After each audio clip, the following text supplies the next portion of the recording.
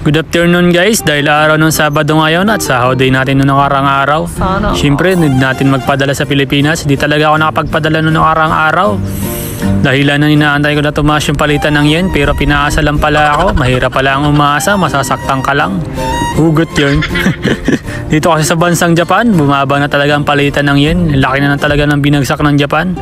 Hindi na kagaya na dati, taas pa ng palitan. Yung isang lapad or 10,000 yen na sa pera natin sa Pilipinas ay nagkakalagang 4,500 pesos pa.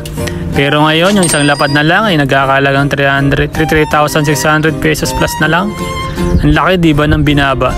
Pero okay lang, at least medyo mataas pa naman yung sinasahod natin. Basta matuto ka lang dumiskarte dito, mabubuhay ka dito. At nag-withdraw muna nga ako sa isang bangko para mamaya diretso na lang sa pagpapadala.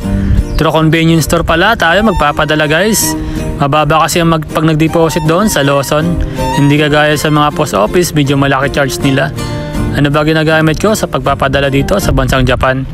Siyempre yung Dico Money Express natin. Simula nga nang dumating ako dito sa bansang Japan, ito na talaga yung gamit ko. Madali nga ito gamitin. Available nga ito sa mga app store. Tapos mabilis lang din sa transaction nila dito.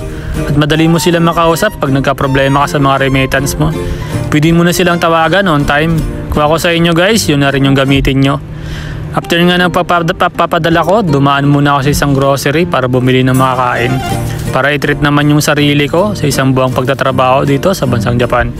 Tips ko lang sa inyo guys, basta matuto kayo magtipid dito sa bansang Japan. Malaki ang maiipon nyo dito. Hindi naman kasi habang buhay na nandito tayo sa bansang Japan na magtatrabaho. Para pag-uwi natin, kung for good ka na dito sa Japan, may pera tayo pag nagpapatayo na tayo ng negosyo at may magagamit tayong pera. So paano? Hanggang dito na lang ulit ang video ko. Kita-kita na lang ulit tayo sa next video natin guys. Bye-bye!